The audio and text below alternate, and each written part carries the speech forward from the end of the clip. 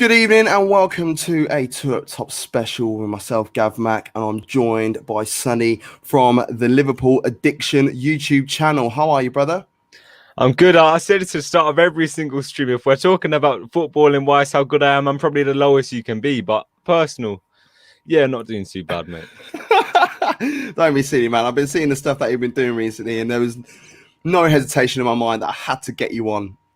We're not just going to talk about the bad stuff. We'll talk about some of the good stuff as well. So don't feel under too much pressure. Good stuff. Yeah, you know, Liverpool got history, ain't they? Oh, history. Don't give me this history stuff, man. We need to just say how bad we are now. Let's just talk about it. We can talk about that for sure. Right. So before we go any further, of course, we go through our usual housekeeping. You can follow us on all YouTube, on all social media platforms at Two Up Top Football on Facebook, YouTube, Twitter, Twitch, and Instagram. As I said, at Two Up Top Football. And if you put Two Up Top into Google, our name comes up first, which is fantastic stuff. I don't know if you knew that. Didn't know that at all. There you go. And of course, reiterate it at the beginning of every single stream that there is no room for racism in any sport or any walk of life. Not today, not any day, not ever. And if you do see it, please report it to the right authorities. Sonny, Liverpool Football Club. And that's it for the show today. Thanks, everybody. Goodbye. Where do we start then? Where do we start? I've not got enough fingers to count how many things are going wrong at this club right now. Really? So it's not. Do you think it's more than what's happening in terms of results? It's runs deeper. It's a lot deeper than that, because these players, I didn't think they would lose their mindset like they have. And trust me when I tell you, it's not just injuries. Are you telling me that the likes of Burnley, Brighton, the Fulham, they're better than us? Even the team we put out? Nah, they're not. The heads have gone. It's unfortunate, but the heads have gone. At the time of recording, this is now comes off the back of the Fulham result where you lost 1-0. And I looked at that team lineup and it was almost like Klopp just thought, I don't give a shit anymore. That's the impression I got.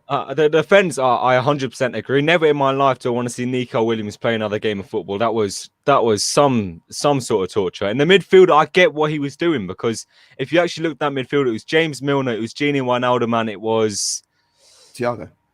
No, it wasn't Thiago. It was someone. Was it Jones? I think it was Jones, wasn't it? And then we bought Fabinho. It was definitely Gini. Yeah. Fabinho was on the bench, wasn't he? And then second half, we brought Fabinho into the midfield. I get what Klopp was doing, because if you look at that midfield, that's the sort of midfield we would have played about a couple of years ago, where we would have grinded out these wins. Performance-wise in that second half, it was good, but we still took too long to start getting going in the first half. And when you do that against any Premier League team, like we've seen, Fulham took the lead. On the halfway point as well, which is ridiculous, because I look at that goal and it could have been easily avoided. You know, I felt Salah was quite weak in the challenge. I'm not expecting him to be putting in some Beckenbauer performances in that position of the pitch, because he's a forward. But because he's a forward, you expect his hold at play to be pretty good. So therefore, to shrug off someone like Lamina, I expected him to do a little bit better than that. But this run has been going on for a few weeks now. And, you know, as I said, at the time of recording, we are looking ahead to the Liverpool versus Leipzig game at Anfield.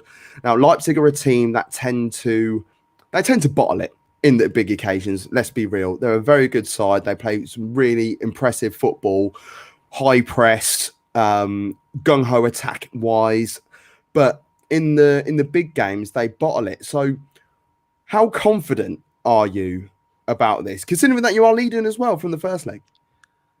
Yeah, no, that's the thing. It's going to sound weird, but the last thing this team needs right now is a 2-0 in advance game, because these players, you're not going into the game like a must-win, because it's not a must-win game.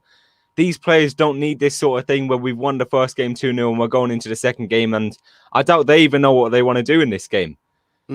Look, happily, it's not at Anfield. It's not Anfield. It's in Budapest, I believe. So thankfully for that. I did forget that. It's a home game, but you're not playing it at home. So this could be a saving grace for you, can't it? So, yeah, I mean, like, some of the performances that I've been watching Liverpool do this year have been ridiculous, but it's not actually this... it runs deeper than the beginning of this season. It goes up until the end of last season, where it's been a year now since this whole thing actually started. It literally has, and like I'm an Arsenal fan, and it's very well documented that I'm an Arsenal fan. But the reason why I started a bit longer than a year for you lot. Yeah, mate, honestly, but it's well documented everywhere that the reason why we started to up top as well was because we are football fans. Football comes first. We look at games subjectively. We don't put fandom first. We put football first. And the football that Liverpool have been playing for the last 2.5, 3 years, in the lead up to this past 12 months, has been arguably the best football any club that I've seen from any club. They turn up from minute one. They know exactly what they're doing. They own the game. Whether they win the game 1-0 or 5-0, they will control the game from start to finish, and it's brilliant. But since the return of lockdown, the title was wrapped up, but it wasn't sewn on. So I felt that once the title was wrapped up, complacency set in. Is that where you reckon some of the issues are? In a weird way, it's not good for any team to win a league that early, because you're going to have too many games that, and the whole point of thing is actually pointless, those games, because they don't really mean anything. It's just more points, because we already won the league in, I don't know when it was. We won the league in against Chelsea, whenever that was, and we still have quite a few games left to play. But even before that, these players knew that we won the league. It was too much to bottle. It's so many things going on for this team that they don't need, to be honest. And like I said, it's been going on for a year. People won't look at it. People will look at it this year. It's been going on for a whole year, because you can blame lockdown. Maybe it is. I'm not too sure what the whole thing is, because there's no real reason behind it. But it's been going on since last March, ever since really that Atletico game. Yeah. So Atletico were a side that sort of learnt how to play against Liverpool, and the thing is, Liverpool have been playing this way for a while. So I always questioned last season and the season before via the show. It's like, why aren't teams doing something about it? You know what Liverpool are going to do. It's almost like with Bayern Munich when they had Ribery and Robben on the wings. You know exactly what they're going to do. They're going to get to the byline, cut inside, use their strong peg. So that's just basic scouting, basic coaching, as far as I'm concerned. But it's just something a little bit different for Liverpool. And I personally think that the biggest issue for Liverpool is not having Henderson in the middle of the park. Yeah, it's tough because there's two big things. Obviously, one of them is Van Dijk, and obviously the other one is Henderson. Because without Henderson, it's like we're forcing Milner to play so we don't have to put Wijnaldum as captain. Because Wijnaldum is not a captain. He's probably the furthest thing away from it. And if this is I don't know if you know this, but if Wijnaldum wasn't captain and Milner's not on the pitch, Firmino would be our captain. Firmino doesn't speak English. Yeah. And that comes in this whole thing where Klopp needs to change stuff, because he's got this list like in order.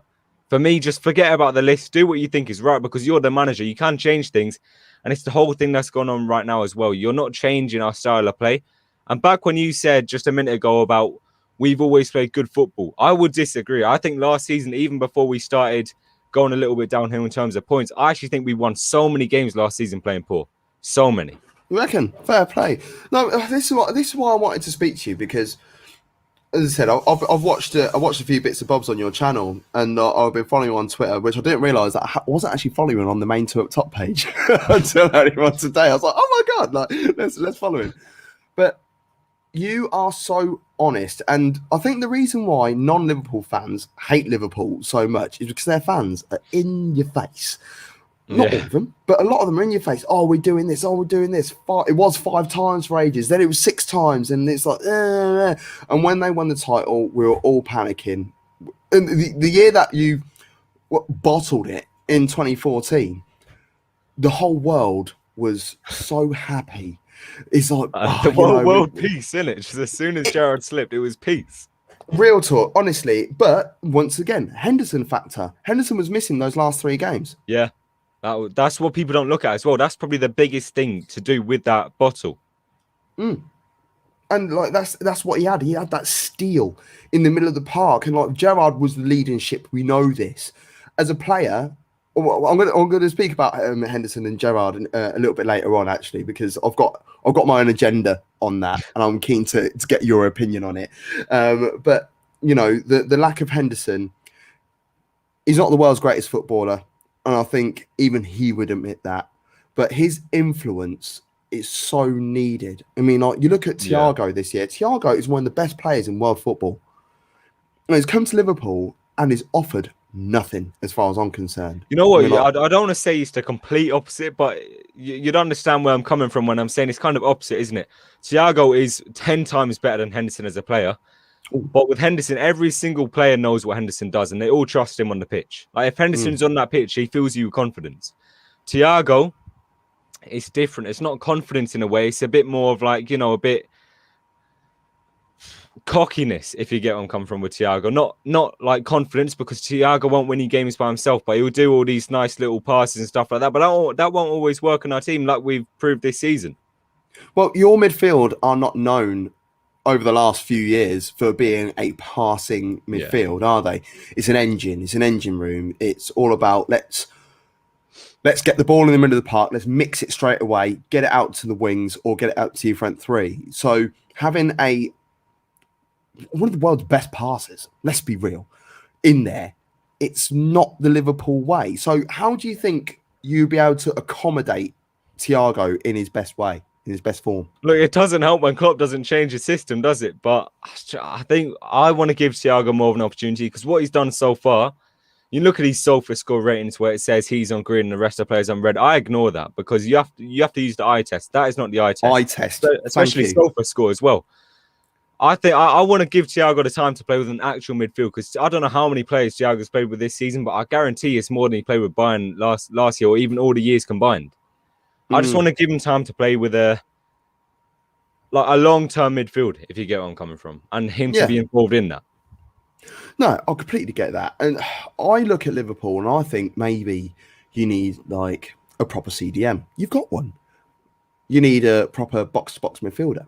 You've got one. And then you've got, and then a playmaker, and you've got one.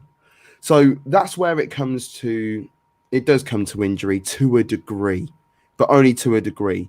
Me personally, I was watching this on another pod, and I'm so happy. I can't remember what podcast it was.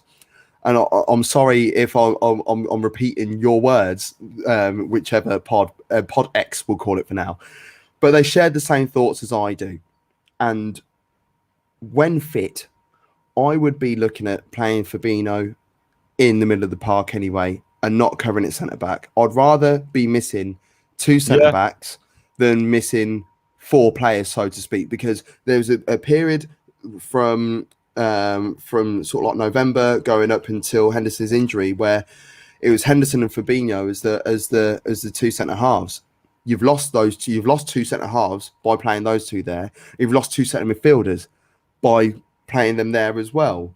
So I think Klopp is so fixed on formation rather than let's have a look at the opposition. And I, as an Arsenal fan, this burns my soul, because this is something that's been happening for years. You could look at any club. Whether they be Man City, because they've done it. Chelsea, they do it a lot, and they did it the last time they won the title as well. And as well as the, Palace and Burnleys and things like that, they look at the opposition and think, right, they're going to play this formation. So how do we combat that? Because that's management and coaching to me. It's not a case of what Arsenal do and what Liverpool are doing. It's like, this is the formation we play. I don't give a shit about who we're playing. We play this way, and you either like it or lump it. That's the vibe that I get from. Well, look, we've seen with Pep last year, it was a bit of a similar situation, and then you see this season, Pep's brought in a centre back, and he's kind of changed the way he plays. He's not going to win every game 6-0 now. He wins games like 2-0, 1-0. He just gets to win. I don't know if it's just the whole club in the back of the head thinking it as an off season. Because I think we know we're not going to get Champions League football. There's no way we play Reece Williams and Nico Williams at the back if we want to get top 4, because that's something you don't do. I think they might just be waiting for next season. And apparently that it doesn't have this whole season, that doesn't have an impact on what we're going to be spending this summer, which I don't know how true that is, but I feel they're kind of waiting for next season. They just want to have a big start next season and go again, because as painful as this season, they shouldn't think like this. I feel every single player right now who's on the pitch, in the back of their head, they know this season's a write-off, because what are we realistically going to achieve this season that's been up to the standards what we've done in the last 3-4 years? Nothing. We're out of every single competition apart from the Champions League, and you're telling me we're going to win that? No. Nah, bro, that ain't happening. But, there's been crazier years and crazier things, and football, we all know, is a crazy There game. ain't been crazier years than this. I'm sorry. If Liverpool won the Champions League, that would top it all. That would top it all. That I swear to God, honestly, I'll get my vaccine and I'll get on a plane, one-way ticket. I'll chin off my family, I'll chin off everybody, and just go live on a desert island by myself if Liverpool go and win the Champions League this year, because I don't think it will be worth any fan that doesn't support Liverpool. It would be painful for them. And Liverpool fans, to be fair, you'll be able to turn around and get your balls out and be like, right, we have just won the Champions League, arguably the hardest competition to win, with a depleted squad, with a centre-half who has been on a 36-game non-winning streak in Ozan Kabak, because I think that sign is crazy. I really do. Ridiculous, mate. A completely depleted back four. We've had Kelleher and Adrian in goal for periods this season as well. And oh my God, if you win the Champions League this year, that'd be so painful. If Liverpool win the Champions League this year, I'm going to lump on Arsenal win the Premier League next year, because I think both of those are crazy. Possible, mate. Really crazy.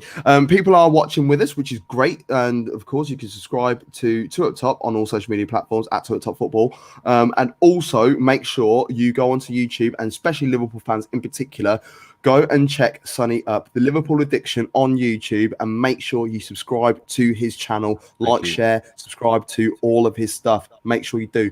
We've got Simon James, who has made a comment, and is a friend of mine, a friend of the show, massive Liverpool fan. He said, our attacking options have been coming from our left backs and right backs for the last 2 seasons, and that has gone because of all the injuries. They can't stray as far forward. We haven't been able to adjust to receiving balls through the middle from Thiago, then whipped balls in from Trent and Robbo. What are your thoughts on that, Sonny? 100%, because there's no midfielders to back that up. There's no reason Trent and Robertson will go forward when we had Wijnaldum playing the holding midfielder last week. Wijnaldum's not a holding midfielder. This proves how bad the injuries are. But this isn't me saying that's the only excuse. Trent's been definitely his worst season. Recently, he's been getting a little bit better, but that's because you see better players coming in the midfield. The midfield this season, it's not the answer to everything, but it's the answer to a lot of things. The midfield is why we haven't been scoring goals. Not completely, but the midfield is a big reason why we haven't scored goals, that front three. The midfield's why we've been defending bad as well, because, for example, like you just said there, Trent and Robertson can't go where they want to be, or we've not got a proper defensive midfielder playing. Fabinho's been a centre-back. And you know what it is?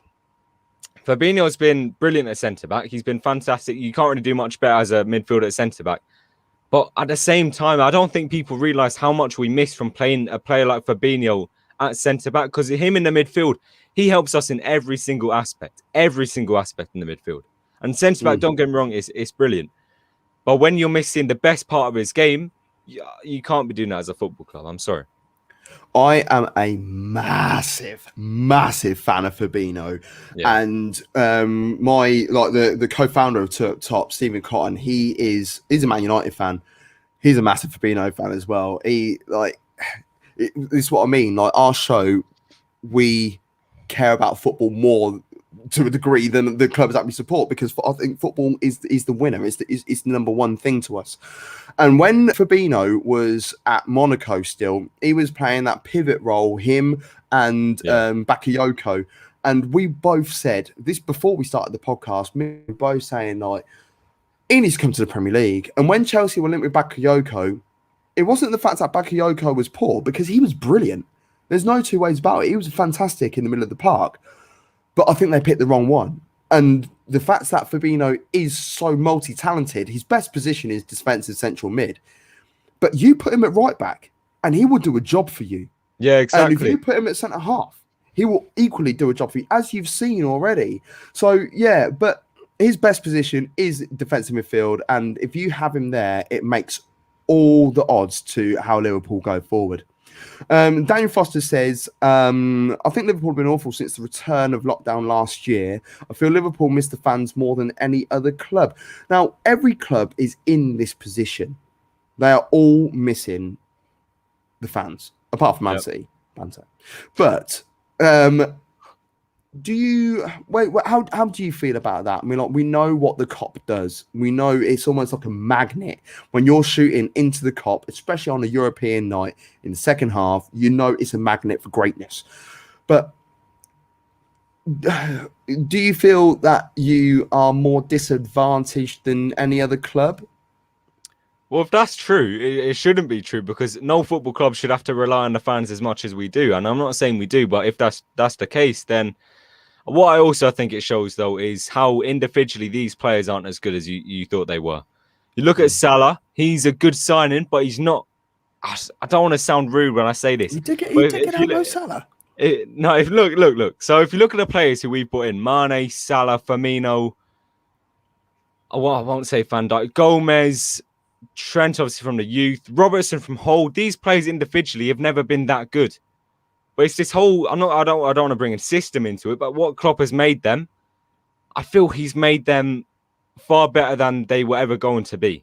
And I think when you take away the stuff like fans, because that's a big contribution, I think a lot of talent comes out. Hence why Manchester City are doing very well, because that's not the reason they're doing well, but you see Man City still cope without fans, because individually Manchester City are out of this world. Liverpool compared to Man City individually, trust me when I tell you, as a player, no.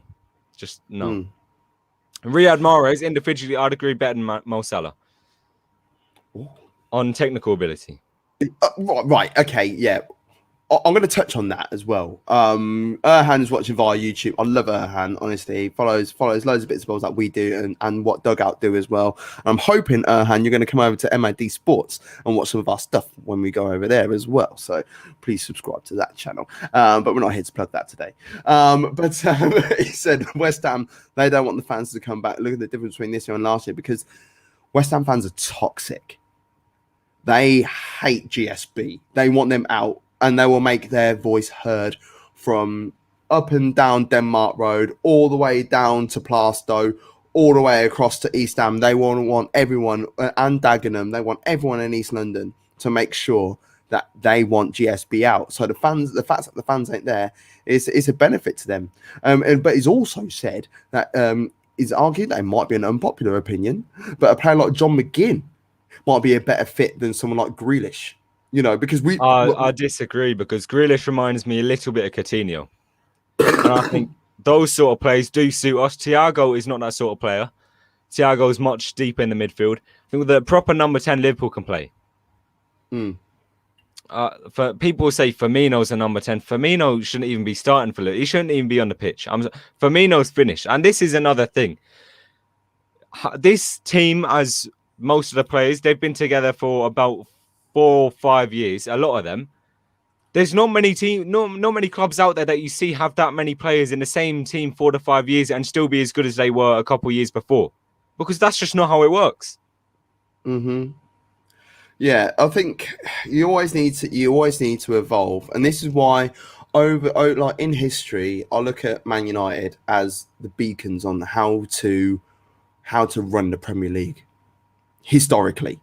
And if you look at the team, like the Man United team that won the title in 92-93 when football began, and then the 96-97 winning side, and then the 2000-2001, the 2007-8, and the 2012-13 season. Lots of different years, and it goes over a period of 20 years. I'm fully aware of that.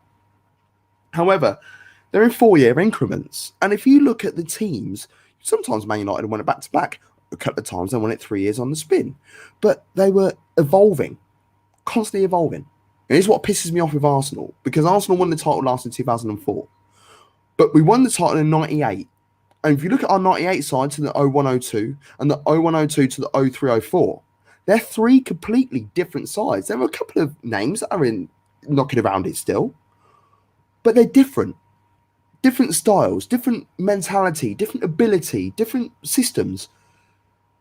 You have to evolve in football. And that's what, as I said, that's what pissed me off from the 03-04 season. We didn't evolve again. We rested on our laurels and we picked, instead of picking players that were world class, which we could have at the time, and we had the money to do it at the time, we was just almost like getting squad players involved. This is where Chelsea were different. We won the Champions League and our biggest signing was Sepp van den Berg. Yeah. Like that's not evolving. Spurs are going through it as well. Spurs got to the Champions League final against you guys where you won it. And they didn't evolve. You have to evolve in football. You have to run with the times. You have to see what's going on. One thing I will praise Liverpool massively for is the fact that when you buy players, you don't buy world-class talent. And the last world-class player that you bought was Thiago, and it isn't working because the systems are different. But you don't buy world-class talent, and I love that. You go out and buy the best players from like the tier 2 and tier 3 clubs, because as far as I'm concerned, Liverpool are tier 1. And Liverpool and Man City are the only two teams in England that are tier 1. And those tier 1 clubs also consist of teams like Juve, Bayern, Real, Barcelona. You know, they're tier 1. Tier 2 are, you know, all the other big clubs that you know, like Arsenal, Man United, etc. Tier 3 are, you know, like the next level, and arguably some like a couple of players like tier 4.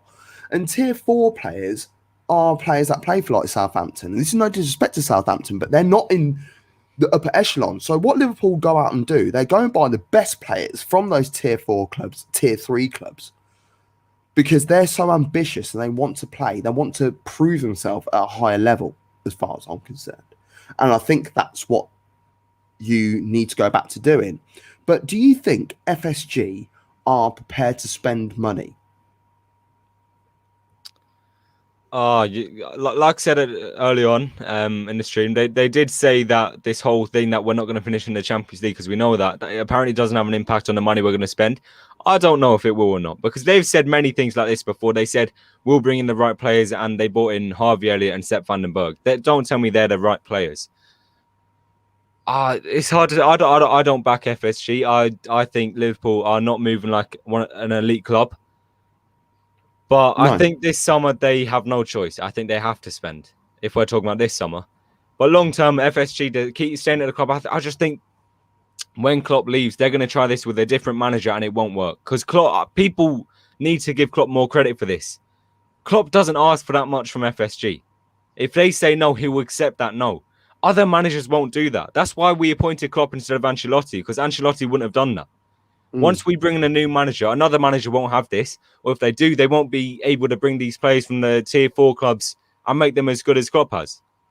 So this can only last a certain amount of time as far as I'm concerned. What do you think about the fans that are anti-Klopp? I don't understand it. Look, I'm not one for history and all this stuff or last few years, but like look at last year. But if there's one thing this man can do to earn an extra season at least, he's already done it. He's overachieved. These people who are saying Klopp out, if we asked them 3 years ago or 2 years ago, saying if a manager came in, won the Champions League, Premier League and more trophies in the space of 2 years, would you give him an extra year if he was doing poor? And they would all say yes. Trust me when I say every single one of them would say yes. But they won't keep the same energy because we're in that bad form now and they don't see a way back.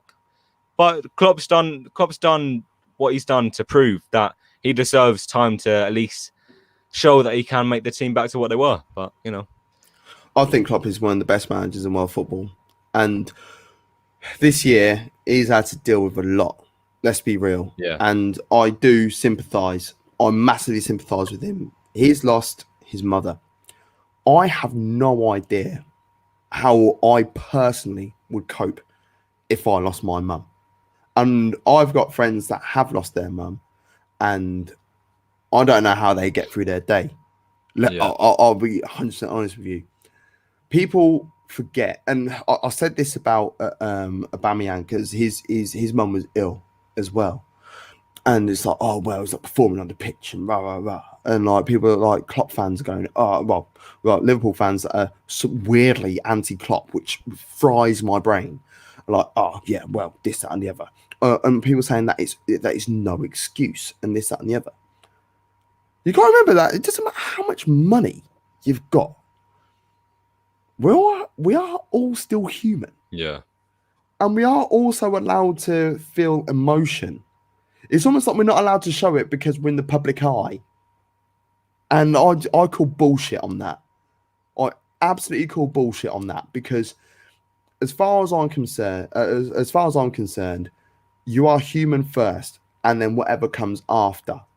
And if you're not able to focus on your job in hand, you know, the difference is, like, if in my job, I work in recruitment, you know, if I'm going through a shit time, which I have done before, I'm able to take some time off work. These guys can't take that time off work. So they have to be in the public eye. They have to be in the face. They have to show it and be like, right, here's what's going on. And try not to be shitty with the press and be shitty with the players and things like that. There's a lot of shit going on at Liverpool Football Club right now, but I'm not being funny. If you had asked 5 years ago that someone's going to come into the club, put pressure on, serious pressure, get to a final, get to two finals, two European finals, Champions League finals, yeah. It goes deeper than that, doesn't it? Like, hold on a minute. Did you lose to Sevilla in the final of the Europa League? Yeah. Oh, yeah. So it's three. Yeah. So you get to two European finals and lose them. Then you get to another one and win it, and then you get to the other one, get to the Champions League final again, and then win it. If you asked any football fan, any club fan, that is what I would, you know, this is what I'm going to get in the next 5 years. Bite your hand off. 100%. And also, you didn't mention the Premier League. This was pretty much a final when we lost to Man City by 1 point, 96 points, I think it was. Losing that by 1 point is pretty much losing a final. And then the next year we went and absolutely smashed the league. So it's the same thing with the Champions League. Madness. This is a crazy one. If I was Klopp, I would resign. He and the squad have plateaued and it will struggle to reinvigorate this side. Do you reckon that's down to, because someone actually commented on the show that we did on Sunday night, and they said something about egos, and those egos existing around Mane and Salah. One, do you think either of them have egos? And two, do you feel that should you cash in on these players in the summer if an offer of the right value comes in? Salah, no. That's just a straight no, because Salah is someone who he doesn't rely on his pace. So when he slows down, I feel Salah will still be the same player, because I don't think Salah is a real winger. He's very much like a striker for us. He'll score lots of goals. For Mane's poor at finishing, but the least Mane's done is still to deserve another season. It's similar with Klopp. I think Mane's done a lot. So in terms of ego, I think with Salah, he's got the best possible mindset you can have as a footballer. And when people say, why doesn't he pass? He does that 100 times, doesn't pass, scores 98 goals. But the 2 times he didn't pass is the ones you're speaking about, which was a poor decision, but he still scored all the other ones. So yeah, in the long term, we're not complaining, are we? No, you're doing all right. Let's be real. Look, you mentioned early doors of the show that, you know, top 4 can be a bit difficult and that sort of stuff, but you are still in the running. No, we're not. No, we're not. All the teams that are above you, there's teams that are knocking around at the top of the league that, you know, you can argue probably shouldn't be there. Some might be punching above their weight. Some deserve to be there. I mean, like for me, I thought beginning the middle of last season, way before COVID and stuff, I thought that Chelsea were going to go on and win the league this year. I just felt that there was something in the water. And at the moment, where I'm at, I think there's something in the water and they might go and win it next year because they're not going to do it this year. However, Chelsea are in the top 4, Man United in the top 4, Man City in the top 4, Leicester in the top 4. And I'm not trying to demean Leicester, but they won the Premier League. They won the Premier League in 15-16 season. But it's Leicester. There's Liverpool. There's Arsenal. There's Tottenham. There's, I think of these clubs as the ones that should be battling in the top 4 with Liverpool, Man City, Manchester United, Chelsea. They're the big 6 as far as I'm concerned. I'm not just saying it because the big 6 of what the media always portray, and the reason why it's big 6 is because a couple of those big clubs have been dipping out and finishing 6th. Man United finished 7th, Liverpool have finished 8th, Arsenal have finished 8th. Trying to incorporate the clubs to make them feel better about themselves. So, like, next thing you know, Liverpool and Arsenal will come 9th and 10th, and next thing you know, it's the Big 10. That's what I feel is happening. But West Ham should be where they are because we've seen what they've been doing for the last 27 games. But on the grand scheme of things, if you look at the squad depth and that sort of stuff, West Ham should not be in 5th place. Liverpool are currently in 8th place, but they are only 7 points shy of Chelsea. And I say only, and the reason why I say only is because West Ham have got a game in hand, and all these teams in the top half have all got to play each other. Most of them have got to play each other again before the end of the season in the next 12 games. The next you also 10 need games. to look at the people behind us. Aston Villa have 2 games in hand, and they're only a place behind us. Top 4. It's not happening. It's not happening. Fair dues. Right, I've got a couple. There's a couple of one burning question that I've got for you, and then I want to come to my agenda on Henderson. Before I carry on, Ed Hall, he's part of the top family, one of the co-hosts as well, and does a lot of work behind the scenes. So thank you very much for chipping in, Ed. He's also a Liverpool fan. So he said, with this squad we already have, I'm happy to miss Europe as a whole and go again next season. So before I go on to the next section, do you think a lot of those players would want to stay at Liverpool if you were to miss out on European football as a whole? I just think it's 2 things. Like in the whole scheme of things, they want to because the players who will come back from injury. And it comes with Klopp and the players as well. I think Klopp's too invested to leave Liverpool. I think the players are too invested to leave Liverpool because you see this whole thing, like the whole way that we built these players, coming up from how we built them to the player they are today. I think that's all to do with it. So I think these for only one bad season, and it is only one bad season really under Klopp. I think these players are better than that, as well as the manager. It's difficult though, isn't it? Because these players, well, most players, especially at the top level, they strive for success constantly, and they want to be playing Champions League football. They sign for big clubs in order to play Champions League football, or they sign for fringe clubs in order to push them into the Champions League. So if you don't get Champions League football, I do worry about your squad as a whole, and I also worry about FSG, whether they are prepared to spend the money to get you back in that place, because you constantly hear about it. Oh, look at our net spend. Look at what we've done here. Look at what we've done there. Our net spend. We haven't spent a lot of money, or we spent a lot of money, but recouped it as well. So will Liverpool break the bank and go, right, this is what the situation is. We're going to go and win games with the players that we've got. Are we going to invest into the club and get us back to the top of the table? Who are we going to sell? How are we going to be able to make that money up? When we're like Salah and Mane, be able to go for big cash.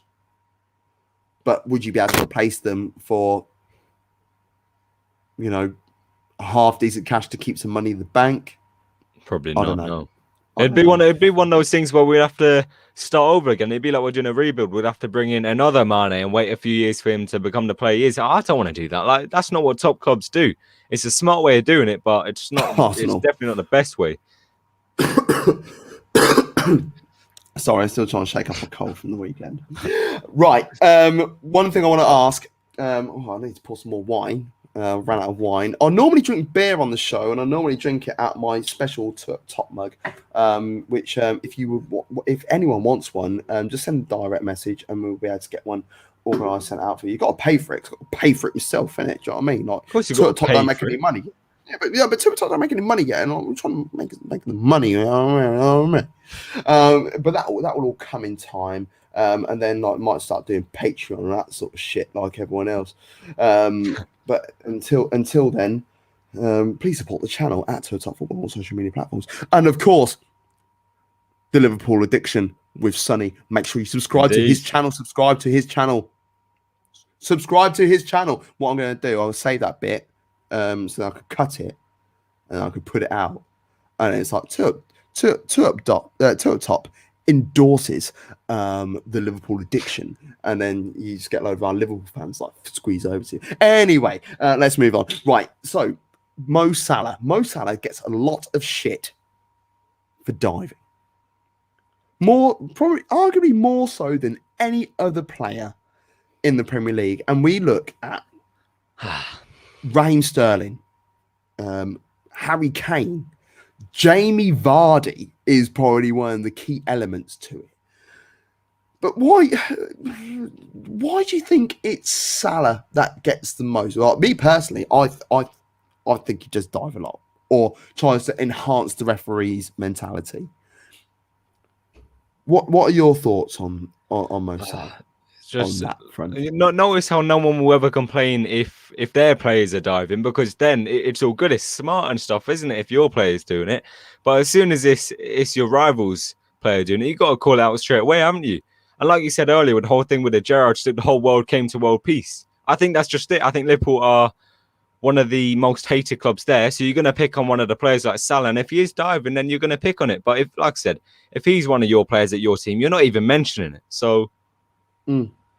There's like Twitter pages and stuff going around. There's like Twitter pages going around like, as Mo Salah dived today. And to be fair, I retweeted it. It was only 2 minutes into the game with the Fulham game, and it's just like, and still images can always look a hell of a lot worse than the real thing. Fully aware of that. But when you look at it in real time, some of the stuff that has been pulling off, and your title winning side, there was a couple of Mane ones and stuff, but. As I said, I'm focused more on Salah because I feel that he gets most of the flack for it. Yeah, I don't like it.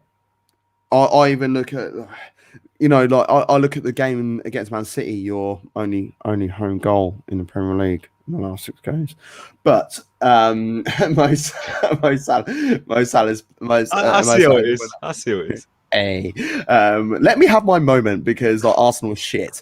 So like you look at it in real time, it is a penalty. It was a penalty at the time. But it's just the way he goes down. It just incites hate amongst football fraternity. I don't know about you, but I know there's Liverpool fans that think, oh, for fuck's sake, what's he doing here? And how do you feel when you see Salah go down like that? To be honest, I actually don't care. Like, if he does it and he wins a penalty, brilliant. And if he doesn't, and I still don't care, because for what people put on Twitter saying, "Oh, Salah's died," for me, I don't care. I don't think he cares. If he wins a penalty and he scores a goal, then he's got what he wanted out of it.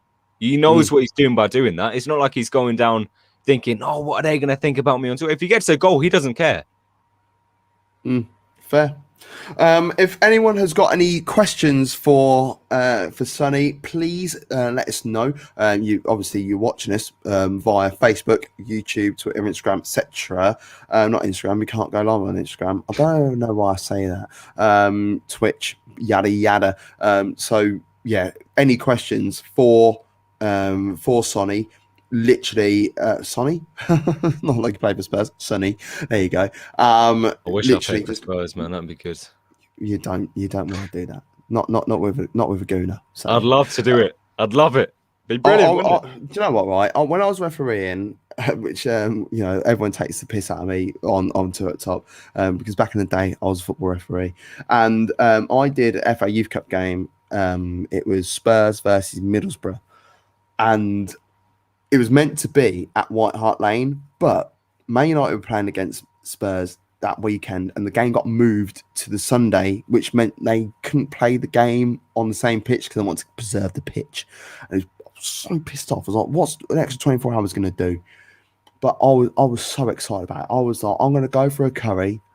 I'm going to literally do whatever in there. A curry before the football game? Yeah, and leave it. Leave it at White Hart Lane. But I don't know about that the game got moved, so I just had I went to where did I go? I think I went to Sam's Chicken instead. A little bit of Sam's. Where are you based anyway, Sonny? Where do you live? Round Midlands. Where about? I'm in Northampton. Whereabouts? Near Leicester. Leicester. North or south of Leicester? You don't have to tell me your address. I'm not asking for your address. Here's my postcode. South, yeah. South. So like Market Harbour way. Near, not too far. Oh fucking hell! I'll tell you what. Blaby and Whetstone. What about it? Is that where you are? No. Oh. No, that didn't go too well. I used to do games around there. I was going to say, fucking hell, like after lockdown, we'll just meet up and do it instead. Bring the kit down. But yeah, I hate Spurs anyway. You don't want to play for Spurs. So my agenda is this. Steven Gerrard is one of, if not the best player to play for Liverpool in the last 30 years. I honestly believe that. He dragged you into multiple positions with his ability on the pitch. However, I honestly think that Jordan Henderson is a better captain. You think Jordan Henderson's a better captain than Gerrard? I honestly, but it has a leadership. I think he's a better leader than Steven Gerrard. You know what? It's tough. It's tough, isn't it? Gerrard's obviously the better player. And like do you know what? Before you even go into that, the fact that you sat there and had to think about it and said it's tough has made me feel wonderful about myself. Well, it is tough because I get cussed out all the time. I get cussed out all the time when I come out with that opinion. It's my opinion. I'm not saying it's factual. I just think it is. The only reason for me why Gerrard's better is because he's done it for that many years. I just look at we touched on it earlier on in the show about the leadership that Henderson brought to that 13-14 season, which you should have won the title. You should have won it. And you can blame the slip. It's not the slip that did it. It's the Palace game that did it. Yeah. And he's missing in that Palace game. And my one of my very, very good friends, Daniel Stewart, he was in my living room that day watching that game. And like we had back in the day, we had people around your house, and like it was around mine, and like we had a few people around. We had a great time. Didn't survive, did it? Running. Yeah, like I've lived through those times. You know what I mean? Like, and like you were 3-0 up, and like I remember we were like, I went out for a fag, and I was like, yeah, man, fag, no, and he was like, oh mate, yeah, possession, this, that, and the other, and then I was chatting to someone in the hallway, and I was like, what's going on? And I come back in, it's 3-3. Because as far as I'm concerned, the game is done. Game is done, dead. I didn't need to watch the rest of the game, and I weren't doing a podcast then, so I didn't need to properly watch it and report on it or anything like that.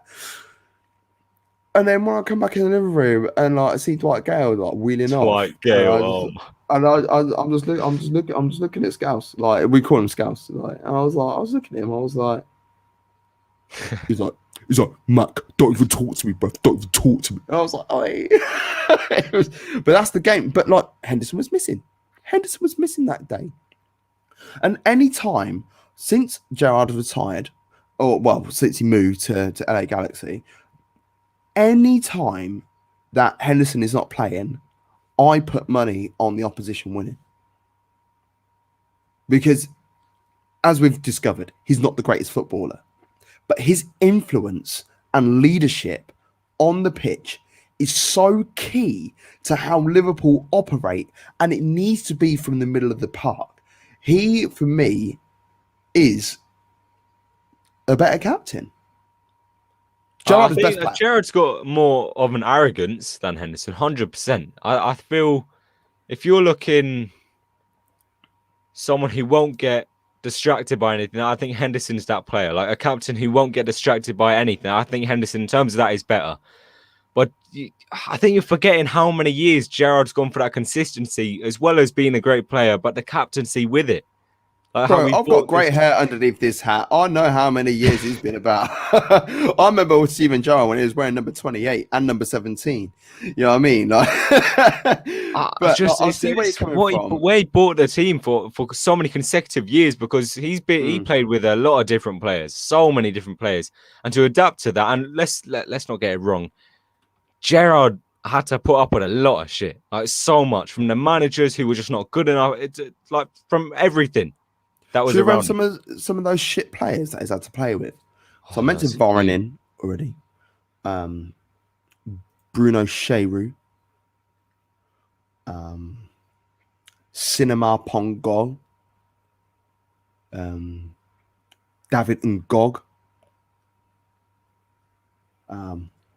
But he did also play with good players. Don't get me wrong. It wasn't all bad. He had the likes of Suarez, Dirk Kuyt. Yeah, they were good players. But it was just the man. Roy, was it? I think it was Roy Hodgson. Where can you remember where there was two things actually. One that went back viral on Twitter the other day. There was a substitution made, and Gerrard's just looking over, and I think it's I forget who it is coming off. Someone's coming off. It's I want to say it's Fernando Torres coming off. I'm not sure who it is. But he's looking over towards, and he sees Fernando Torres running off. He's just like, we're losing at the time. And he's just like, what? And then the other one, I'm sure you remember this, where the penalty looks over towards the manager and skies the penalty. Oh, it's brilliant. Oh, my God, mate. Honestly, Liverpool have... I'm not an old man, but I do feel old sometimes. And I look at Liverpool like, up until 2 years ago, never had a decent back four. They've always had decent players that play in the back four, but they never had a decent back four. And I said it from way back in the days, back in the day of like, this is before your time, but like Habbo Hotel and shit like that. And I'm sure that the older people that are watching the show will agree when they know about Habbo Hotel, because that was sick way before chat, like proper like chat rooms and that sort of stuff. When I used to talk to my friends and say that Liverpool, once they get a decent back four, gonna be fucking brilliant. Well, let's be honest. Let's look at it. Liverpool are a lot more remembered from their midfielders and attackers than they are for their defenders. I mean, you look at the legends. There's far more midfielders and attackers than there is defenders. Yeah, and like you have to go back to the 70s and 80s if you want to talk about legendary centre halves. Because like, I'm not being funny. In the mid 90s, you can't tell me that. Oh yeah, Stiginga Bjornaby, he's definitely in a Premier League 11. Or Rob Jones, definitely in a Premier League 11. Oh, John Scales, definitely. Phil Batt. No, I'm not digging these people out because they were decent. They were decent enough players. But when you look at the standard quality above them, isn't it? Exactly. There was such a plethora of quality ahead of them. And the Van Dijk signing, Matip or Gomez. I mean, like personally, I'll put Matip ahead of Gomez. But I also think you need to go buy another centre half when everyone's super fit, and just say if you would get told that you will never have an injury ever again, do you still need to buy a centre half? I would still say yes. You need someone who is better than Matip and Gomez, because I think Gomez has got future, but I don't think it's all that at the same time. Left back, right back, sorted. You're good. You're good with that. You need one more centre half. Ozan Kabak, the man, and always Ben Davies. But over the years, I look at Liverpool's centre halves. I look at your fullbacks. Steve Finnan. Steve Finnan has I put a tweet out earlier on today about Gigi Buffon. I'm gutted for him because he will never win a Champions League medal. He will never win it because he's 76 years old. It's coming towards the end of his career. Steve Finnan has a Champions League winners medal. Ryan Brewster has a Champions League medal. He technically has one, but he didn't contribute. Wes Brown has two. Wes Brown has two. Jesper Blomqvist has one. I just like there's certain players that I just don't feel deserve them. But like I look at Liverpool's back four, and it's like when I look at like Steve Finnan, Jermaine Pennant, like he played in the Champions League final for Liverpool and stuff. Liverpool have had a lot of shit to deal with throughout the years. So for me to worry about what's happening this season, I think is a little bit too far beyond. It's one season. Let's see what happens next season. And I think Klopp needs to stay. Now, Jogi Löw, at the time of recording, has said that he is leaving his post. He's stepping down from the German national side this year. Jurgen Klopp has come out and said, well, I'm not going to take it. But we all know what they say in the press is different to what actually happens in real life. I think this is different. Klopp's too in with this team to leave anytime soon before his contract, unless he somehow gets sacked. But FSG haven't got the bottle to sack Klopp. We say FSG, so we'll get with this question then. We're going back to earlier on in the show that Liverpool need to break the bank, and FSG in particular need to break the bank. They need to break the bank for once, says Simon. I can see Salah and Firmino go in. But who would be your ideal replacement, Sonny? So yeah, you've got a winger and a forward.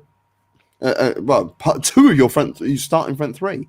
Who are you replacing these two with? Firmino doesn't need replacing. Bring in anyone for Firmino. Trust me when I tell that. Firmino is not the player he used to be. He's finished. I don't know why people still stick up for him. I've said it too many times now. Firmino he's finished at Liverpool anyway. This is going to sound childish and all, but I would risk not bringing in a centre back if we could just go and get Haaland, because I think Haaland would come into this team and just destroy the league. I just think he would destroy the league. Do you not feel that Haaland would have the same effect as Thiago in terms of? Nah. Thiago is world class, doesn't fit into Liverpool's system. How would, if Salah and Mane were to stay at Liverpool, Haaland, like if you're playing FIFA, I don't play FIFA. I ain't played FIFA since FIFA 11. I'm lying, actually. I did play the other night with like in my little bubble that I have, because I'm allowed a bubble. And I played FIFA and I felt great. It was like, they're the same buttons as FIFA 05. This is great. So I said I was. A lot of people will look at FIFA and play Football Manager and have an agenda on a player and things like that. Haaland, in a computerized world, would be great at Liverpool right now. You're expecting 70, 80, 90 goals coming between the front three alone. But the way Liverpool play football, how would Haaland fit into Liverpool's setup? We'd have to change the way we play. Don't get me wrong, because Firmino isn't one of those players where he's consistently always in the box, ready to win the header, wherever it is, tapping. He's not that sort of player. Mane and Salah are those sort of players. we'd have to change it because there's no way Haaland does the role Firmino does. He'd probably do just as good, but there's no way he does that role and is near as good as he's shown right now. He would not fulfill any potential. We need to. It's a bad way to say it, but we need to let Salah and Mane trust Haaland, if you get where I'm coming from. Because I don't think Mane and Salah trust Firmino. That's all I'll say. Do you reckon that's what it is? Because I'm not being funny. Salah's been dug out for... It's been dug out quite a bit this season. He's not been on it. He's not been doing this. He's not been doing that. Man's still bagged, what, 18 Premier League goals this year? He's Premier League top scorer. He's leading the Golden Boot race, and he's not doing very well. I dig out the dive in, but other than that, put some respect on his name. But those goals that he scored, are they going to be taken away because Haaland would be there? Some of them, yeah, 100%. 100%. Because I think when I say trust in Haaland, I genuinely believe Salah, people call Salah selfish. I believe Salah would play a lot more balls than he does now, because who's Salah playing these balls to right now? I feel Salah knows he's that player up front, like who's the iconic of the front three. He scores the most goals. Haaland coming in is the bagsman. It's no longer Salah. I'm not being funny.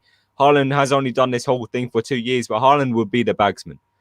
Salah would have to change something for Haaland to come in. But this is what I'm saying. We need to change something.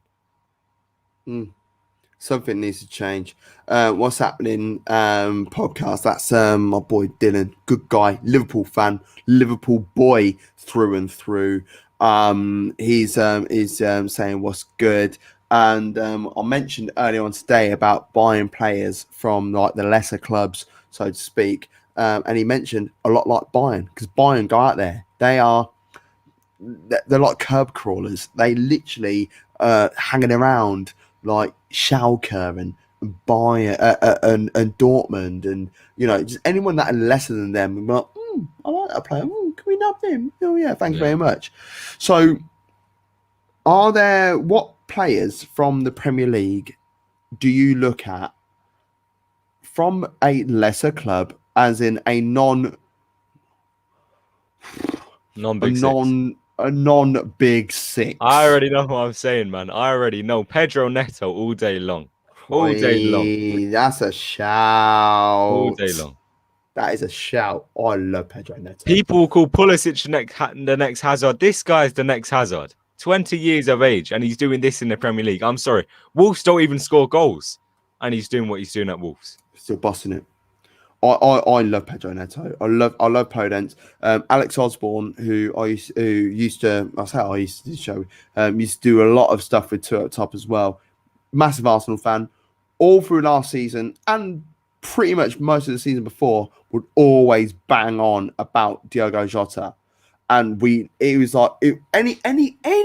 find any reason to mention his name. And the fact that he's playing for you, it irks him and it irks me. But he came from Wolves, and Wolves just know what they know. Wagwan. Let's be real. They know Wagwan. And it's like Diogo Jota, it's almost like a production line. We get him. And then Neto. I look at Podence as well. So I think Podence is so underrated and goes under the radar because he's a forward, but he's not bagging goals. It's like, it doesn't mean he's shit. Johnny, left wing back. Now, you got Tsimikas. I'll be looking at Johnny as a replacement. And especially the way that you go forwards, it's almost like your fullbacks are wing backs. But I have to admit, Trent, this season, defensively, despite you losing games and stuff, I don't look at stats. I look with my eyes. I watch games with my eyes, as like going with you with the sofa score shit. Yeah. I look at Trent and I think defensively, you stepped up. I'd agree, but I think that just comes down to more defending. I still think he's mistake prone, but I still have a feeling it's just because we have a lot more defending to do. I don't think he's allowing himself to get that high up the pitch anymore, and that's one of the reasons why we don't score that many goals anymore. No, that's fair. So, before we go, Sonny, you've had some great success over the last couple of years, or the last 4 or 5 years, let's be real, in terms of moving forwards, getting to finals, winning league, etc. This year, you've pretty much written off.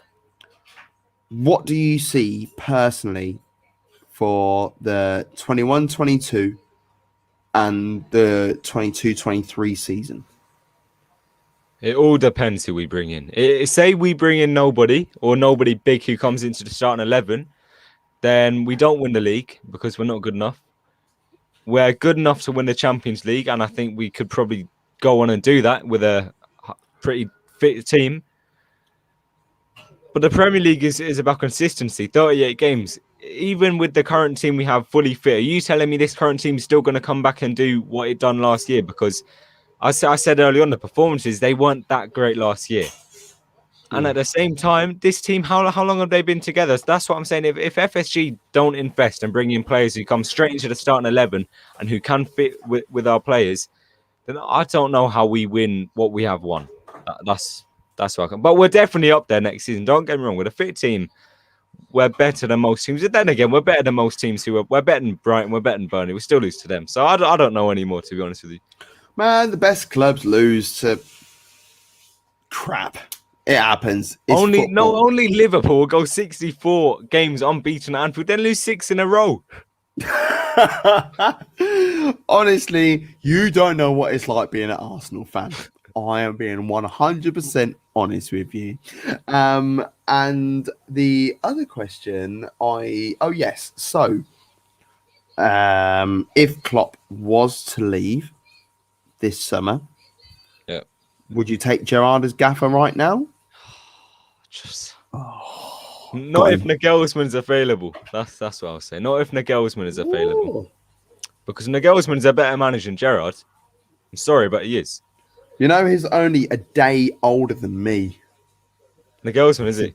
He's a young manager, Nagelsmann. So when you say you're getting old, don't worry. Don't worry. Nagelsmann, everyone's calling him young, so...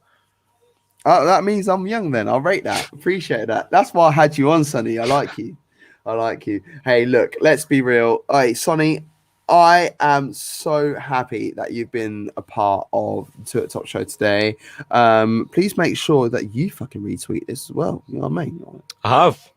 That's good. I know you got better people in there, yeah. But no, that's not the reason why I had you on. The reason why I wanted you to come on to the show today is because you are the most real Liverpool fan that I have seen on any social media. I have seen people that are, I don't want to make you feel shit, but there's channels that are bigger than you that just chat crap.